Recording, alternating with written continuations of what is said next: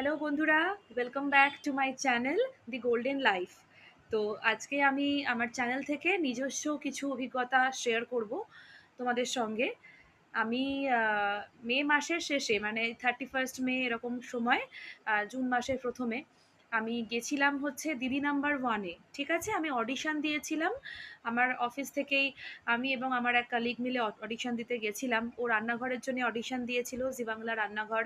আর আমি দিয়েছিলাম দিদি নাম্বার ওয়ানের জন্য। তো সেখানে আমি সিলেক্টেড হয়েছিলাম এবং আমাকে খেলতে ডাকা হয়েছিল। তো প্রথম আমি গিয়ে তো খুব আনন্দ পেলাম, বিকজ রচনা ব্যানার্জির সঙ্গে দেখা হলো। ওনার মতন একজন বড় আর্টিস্টের সঙ্গে স্টেজ শেয়ার করতে পারাটা একটা বিশাল গর্বের ব্যাপার আমার মতন একজন সাধারণ মেয়ের পক্ষে।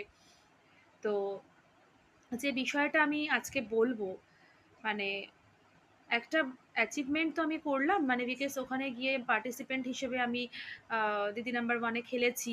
সেখান থেকে প্রচুর প্রাইজ পেয়েছি, মানে আমি একটা ইলেকট্রিক কেটলি পেয়েছি, একটা জুসার পেয়েছি, একটা শ্যাম কোম্পানির 4 বার্নার গ্যাস ওভেন পেয়েছি। আচ্ছা, আমি একটা প্রেশার কুকার পেয়েছি এবং প্রচুর মানে একটা হ্যান্ড ব্লেন্ডারও পেয়েছি, এয়ার পিউরিফায়ার পেয়েছি এবং প্রচুর গিফট হ্যাম্পার আছে। সেটা হচ্ছে ওই ডিটারজেন্ট পাউডার, আয়না ডিটারজেন্ট পাউডার, এবং তার সাথে ফিনাইল দিয়েছিল আমাকে। তো এরকম প্রচুর গিফট আমি পেয়েছি। তো যেটা রিয়াকশন পেলাম আমি আমার শোটা টেলিকাস্ট হবার পরে, আমার 16 তারিখে 16ই জুন টেলিকাস্ট হলো। তারপরে দেখলাম কিছু মানুষ আমাকে খুব ভালোভাবে কংগ্রাচুলেট করলো। আমার রিলেটিভদের মধ্যে কিছু মানুষ ভীষণ খুশি হয়েছে তারা, কিন্তু কিছু মানুষকে দেখলাম তাদের রিয়াকশনটা কিন্তু কমপ্লিট আলাদা। হ্যাঁ, মানে খুব একটা তারা খুশি নয় ব্যাপারটা নিয়ে।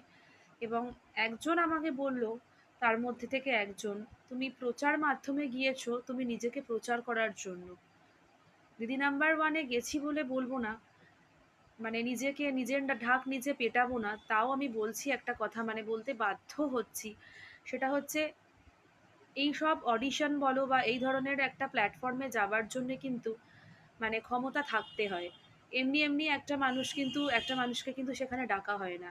সেখানে পরিষ্কার করে দেওয়া ছিল যে আমরা যারা ওয়ার্কিং উইমেন আছি, মানে যে অ্যাসপেক্টে আমরা কাজ করছি সেটাকে ওখানে হাইলাইট করতে হবে।